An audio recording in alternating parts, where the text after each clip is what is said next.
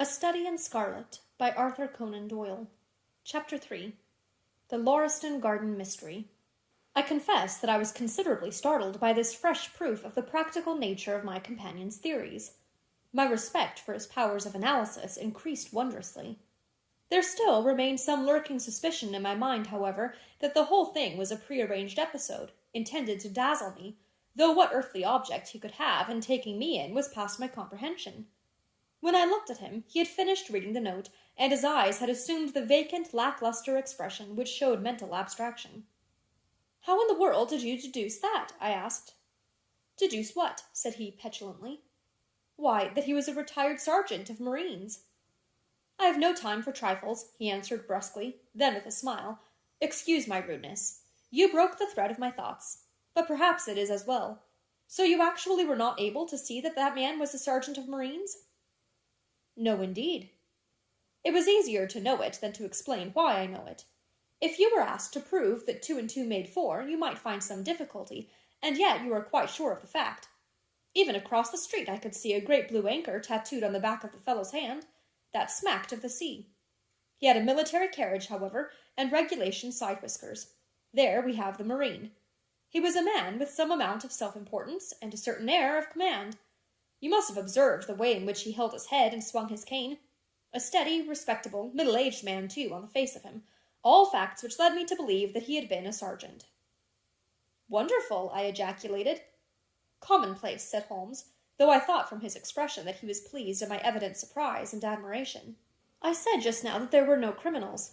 It appears that I am wrong. Look at this." He threw me over the note which the commissionaire had brought. "Why," I cried as I cast my eye over it, "this is terrible." "It does seem to be a little out of the common," he remarked calmly. "Would you mind reading it to me aloud?" This is the letter which I read to him. "My dear Mr. Sherlock Holmes, there has been a bad business during the night at 3 Lauriston Gardens off the Brixton Road. Our man on the beat saw a light there about 2 in the morning, and as the house was an empty one, suspected that something was amiss. He found the door open, and in the front room, which is bare of furniture, discovered the body of a gentleman, well dressed, and having cards in his pocket bearing the name of Enoch J. Drebber, Cleveland, Ohio, USA. There had been no robbery, nor is there any evidence as to how the man met his death. There are marks of blood in the room, but there is no wound upon his person. We are at a loss as to how he came into the empty house. Indeed, the whole affair is a puzzler. If you can come round to the house any time before 12, you will find me there. I've left everything in statu quo until I hear from you. If you are unable to come, I shall give you fuller details, and would esteem it a great kindness if you would favor me with your opinions. Yours faithfully, Tobias Gregson." "Gregson is the smartest of the Scotland Yarders," my friend remarked. "He and Lestrade are the pick of a bad lot. They are both quick and energetic, but conventional. Shockingly so. They have their knives into one another, too. They are as jealous as a pair of professional beauties. There will be some fun over this case if they are both put upon the scent." I was amazed at the calm way in which he rippled on. "Surely there is not a moment to be lost," I cried. "Shall I go and order you a cab?" "I'm not sure about whether I shall go. I am the most incurably lazy devil that ever stood in shoe leather. That is, when the fit is on me, for I can be spry enough at times." "Why, it is just such a chance as you have been longing for." "My dear fellow, what does it matter to me? Supposing I unravel the whole matter, you may be sure that Gregson, Lestrade, and Co. will pocket all the credit. That comes of being an unofficial personage." "But he begs you to help him." "Yes, he knows that I am his superior, and acknowledges it to me. But he would cut his tongue out before he would own it to any third person. However, we may as well go and have a look. I shall work it out on my own hook. I may have a laugh at them if I have nothing else. Come on." He hustled on his overcoat and bustled about in a way that showed that an energetic fit had superseded the apathetic one. "Get your hat," he said. "You wish me to come?" "Yes, if you have nothing better to do." A minute later we were both in a hansom, driving furiously for the Brixton Road. It was a foggy, cloudy morning, and a dun-colored veil hung over the housetops, looking like the reflection of the mud-colored streets beneath. My companion was in the best of spirits, and prattled away about Cremona fiddles and the difference between a Stradivarius and an Amati. As for myself, I was silent, for the dull weather and the melancholy business upon which we were engaged depressed my spirits. "You don't seem to give much thought to the matter in hand," I said at last, interrupting Holmes's musical disquisition. "No data yet," he answered. It is a capital mistake to theorize before you have all the evidence. It biases the judgment. You will have your data soon, I remarked, pointing with my finger. This is the Brixton Road, and that is the house, if I am not very much mistaken. So it is. Stop, driver, stop. We were still 100 yards or so from it, but he insisted upon our alighting, and we finished our journey upon foot. Number 3, Lauriston Gardens, wore an ill-omened and minatory look. It was one of 4 which stood back some little way from the street, 2 being occupied and 2 empty. The latter looked out with 3 tiers of vacant, melancholy windows, which were blank and dreary, save that here and there a "To Let" card had developed like a cataract upon the bleared panes. A small garden sprinkled over with a scattered eruption of sickly plants separated each of these houses from the street, and was traversed by a narrow pathway, yellowish in color, and consisting apparently of a mixture of clay and of gravel. The whole place was very sloppy from the rain which had fallen through the night. The garden was bounded by a 3-foot brick wall with the fringe of wood rails upon the top, and against this wall was leaning a stalwart police constable, surrounded by a small knot of loafers, who craned their necks and strained their eyes in the vain hope of catching some glimpse of the proceedings within. I had imagined that Sherlock Holmes would at once have hurried into the house and plunged into a study of the mystery. Nothing appeared to be further from his intention. With an air of nonchalance, which, under the circumstances, seemed to me to border upon affectation, he lounged up and down the pavement, and gazed vacantly at the ground, the sky, the opposite houses, and the line of railings. Having finished his scrutiny, he proceeded slowly down the path, or rather down the fringe of grass which flanked the path, keeping his eyes riveted upon the ground. Twice he stopped, and once I saw him smile, and heard him utter an exclamation of satisfaction. There were many marks of footsteps upon the white, clayey soil, but since the police had been coming and going over it, I was unable to see how my companion could hope to learn anything from it. Still, I had had such extraordinary evidence of the quickness of his perceptive faculties that I had no doubt that he could see a great deal which was hidden from me. At the door of the house we were met by a tall, white-faced, flaxen-haired man, with a notebook in his hand, who rushed forward and wrung my companion's hand with effusion. "It is indeed kind of you to come," he said. "I have had everything left untouched." "Except that," my friend answered, pointing at the pathway. "If a herd of buffaloes had passed along, there could not be a greater mess. No doubt, however, you had drawn your own conclusions, Gregson, before you permitted this." "I have had so much to do inside the house," the detective said evasively. "My colleague, Mr. Lestrade, is here. I have relied upon him to look after this."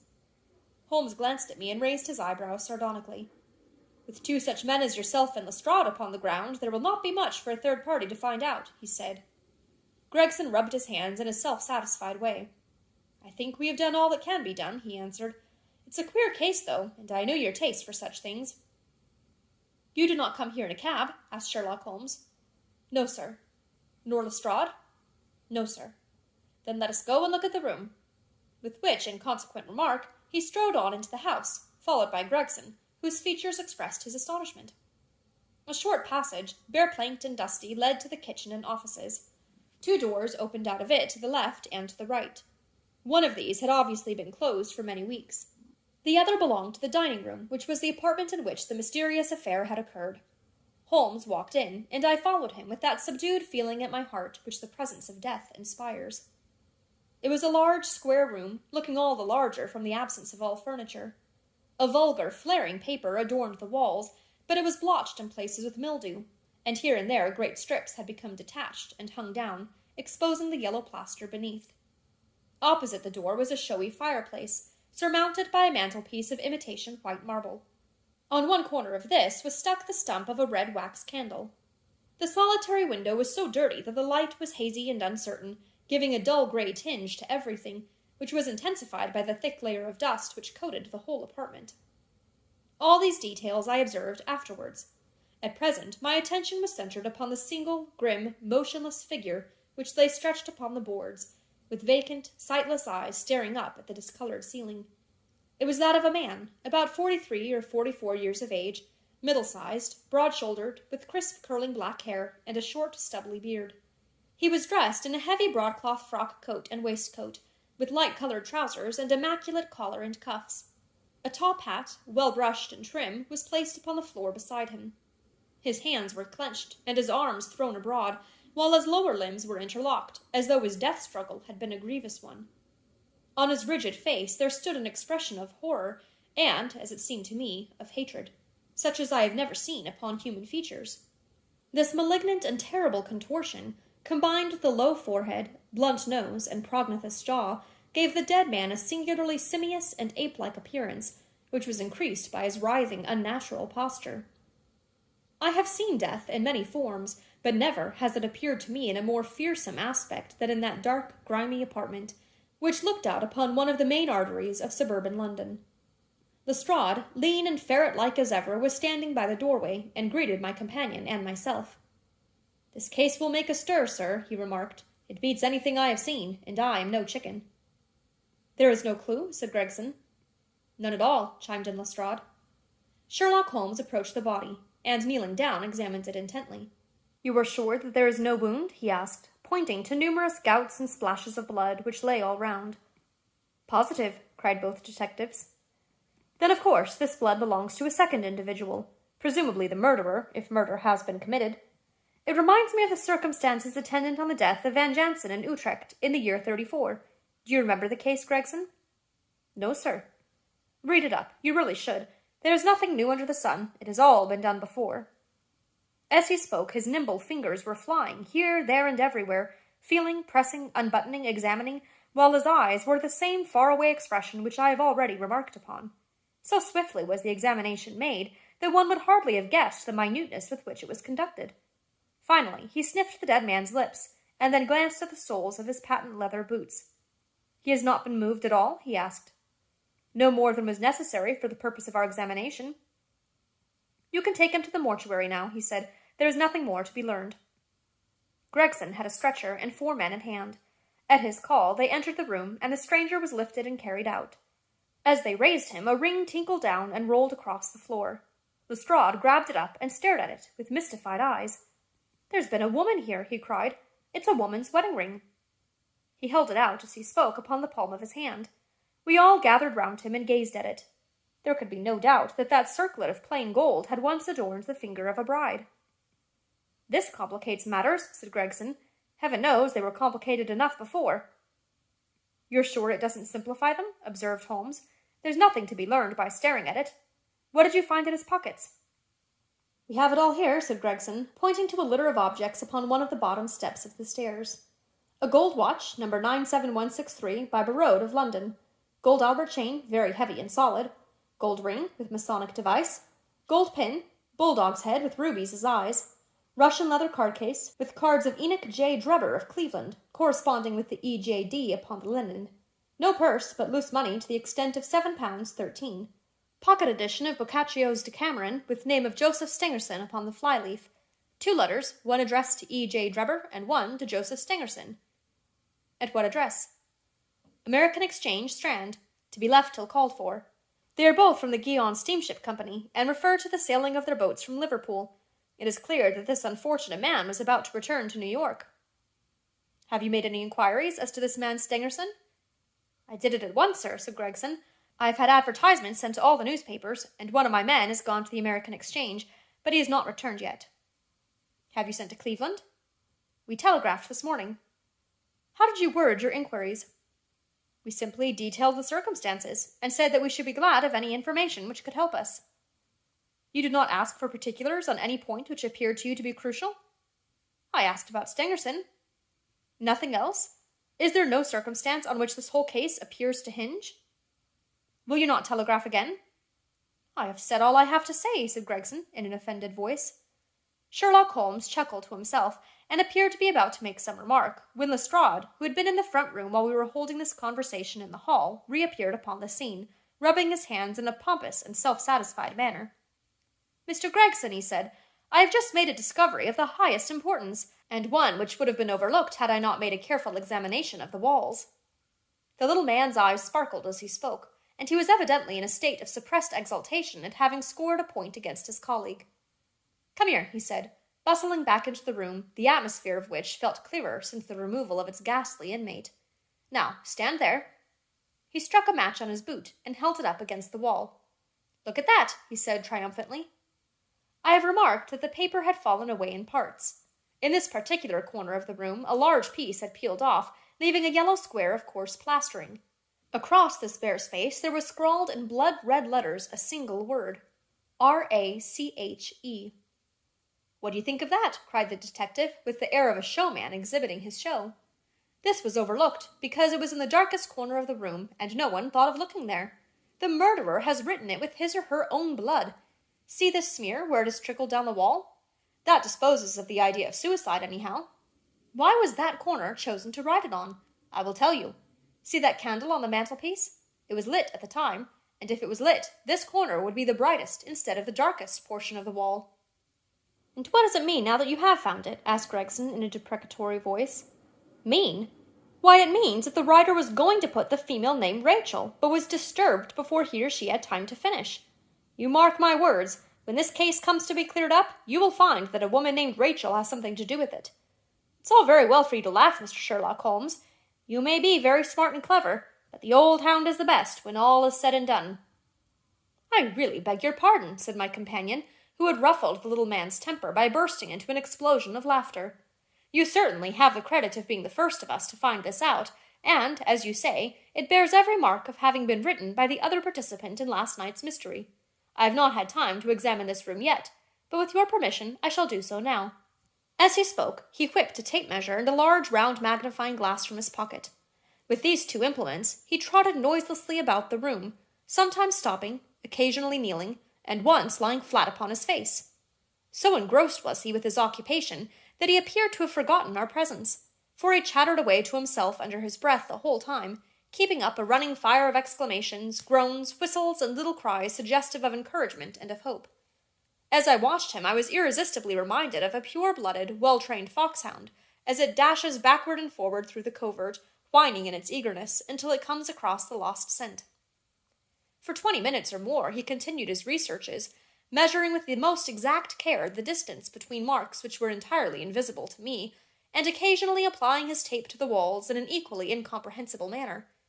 In one place he gathered up very carefully a little pile of grey dust from the floor, and packed it away in an envelope. Finally, he examined with his glass the word upon the wall, going over every letter of it with the most minute exactness. This done, he appeared to be satisfied, for he replaced his tape and his glass in his pocket. "They say that genius is an infinite capacity for taking pains," he remarked with a smile. "It's a very bad definition, but it does apply to detective work." Gregson and Lestrade had watched the maneuvers of their amateur companion with considerable curiosity and some contempt. They evidently failed to appreciate the fact, which I had begun to realize, that Sherlock Holmes's smallest actions were all directed towards some definite and practical end. "What do you think of it, sir?" they both asked. "It would be robbing you of the credit of the case if I were to presume to help you," remarked my friend. "You are doing so well now that it would be a pity for anyone to interfere." There was a world of sarcasm in his voice as he spoke. "If you will let me know how your investigations go," he continued, "I shall be happy to give you any help I can. In the meantime, I should like to speak to the constable who found the body. Can you give me his name and address?" Lestrade glanced at his notebook. "John Rance," he said. "He is off duty now. You'll find him at 46 Audley Court, Kennington Park Gate." Holmes took a note of the address. "Come along, doctor," he said. "We shall go and look him up. I'll tell you one thing which may help you in the case," he continued, turning to the two detectives. "There has been murder done, and the murderer was a man. He was more than 6 feet high, was in the prime of life, had small feet for his height, wore coarse square-toed boots, and smoked a Trichinopoly cigar. He came here with his victim in a 4-wheeled cab, which was drawn by a horse with 3 old shoes and 1 new one on his off foreleg. In all probability, the murderer had a florid face, and the fingernails of his right hand were remarkably long. These are only a few indications, but they may assist you." Lestrade and Gregson glanced at each other with an incredulous smile. "If this man was murdered, how was it done?" asked the former. "Poison," said Sherlock Holmes curtly, and strode off. "One other thing, Lestrade," he added, turning round at the door. "Rash is the German for revenge, so don't lose your time looking for Miss Rachel." With which Parthian shot he walked away, leaving the two rivals open-mouthed behind him.